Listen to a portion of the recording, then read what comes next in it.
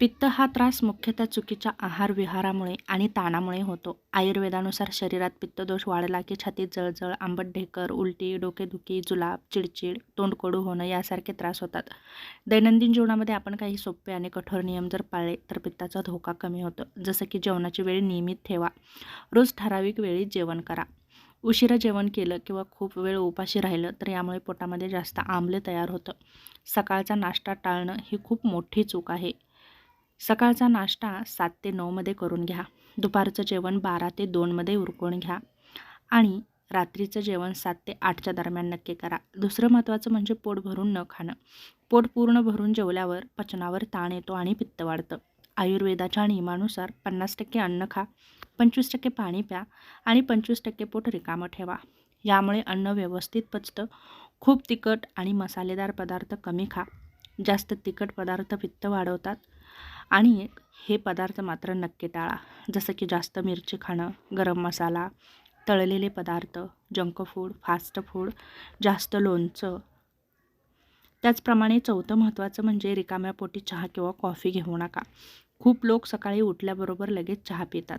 यामुळे आपल्या पोटातील आम्ल वाढतं आणि पित्त होतं. मग ॲसिडिटी होते, गॅस होतो, छातीत जळजळ वाढते. योग्य सवय अशी लावा की अगोदर कोमट पाणी प्या, नंतर हलका नाश्ता करा आणि त्यानंतर मग तुम्ही चहा, कॉफी नक्कीच घेऊ शकता. रिकामे पोटी अजिबात चहा आणि कॉफी घेऊ नका. दुसरं महत्त्वाचं म्हणजे पाणी पिण्याची योग्य सवय लावा. कमी पाणी पिलं तर पोटामध्ये आम्ल जास्त होतं. त्यामुळे 2.5 ते 3 लिटर नक्कीच पाणी प्या. पण लक्षात ठेवा, जेवताना जास्त पाणी पिऊ नका आणि जेवणानंतरही लगेच थंड पाणी पिऊ नका. दुसरं महत्त्वाचं म्हणजे उशिरा झोपणं टाळा. उशिरा झोपल्यामुळे शरीरामध्ये पचनक्रिया बिघडते. 10 ते 11 मध्ये रात्री नक्कीच झोपी जा. सकाळी लवकर उठा. जेवल्यानंतर लगेचच झोपू नका.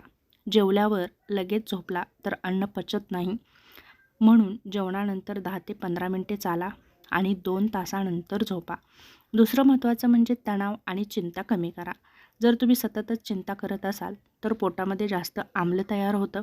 त्यामुळे पचन बिघडतं, पित्त वाढतं आणि तणाव कमी करण्यासाठी तुम्ही नक्कीच ध्यान करू शकता, प्राणायाम करू शकता, योग करू शकता. दुसरं महत्त्वाचं म्हणजे उपाशी राहण्याची सवय शक्यतो टाळा. खूप वेळ उपाशी राहिलं तर पोटात आम्ल वाढतं. प्रत्येक 3 ते 4 दिवसांनी थोडेफार काहीतरी खाणं खूप गरजेचं आहे.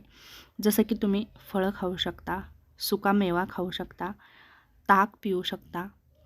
त्याचप्रमाणे थंड आणि शांत करणारे पदार्थही तुम्ही घेऊ शकता. हे पदार्थ पित्त कमी करण्यासाठी खूप मदत करतात.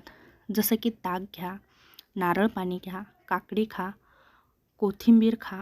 यामुळे आपल्या पोटामध्ये थंडावा निर्माण होतो.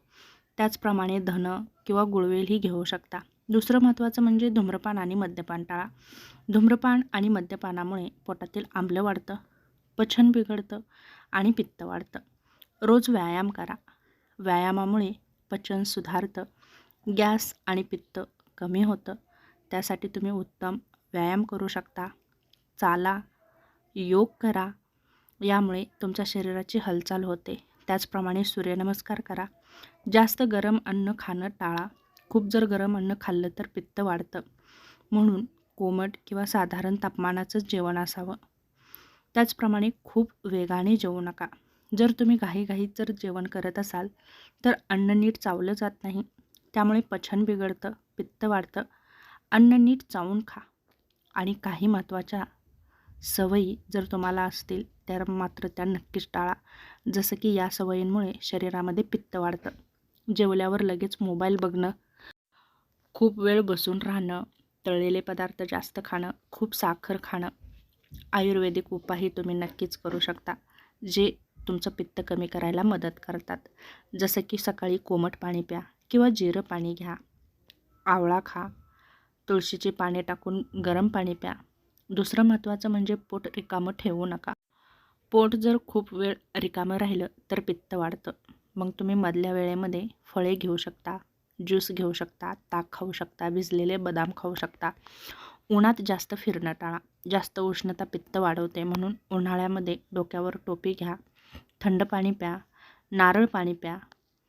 जर तुम्ही या खालच्या 5 सवयी जर पाळल्या तर नक्कीच पित्ताचा त्रास तुमचा कमी होऊ शकतो. जसं की वेळेवर जेवण करा, तिखट आणि तळलेले पदार्थ कमी खा, पुरेसं पाणी प्या, तणाव कमी ठेवा आणि रोज हलका व्यायाम करा.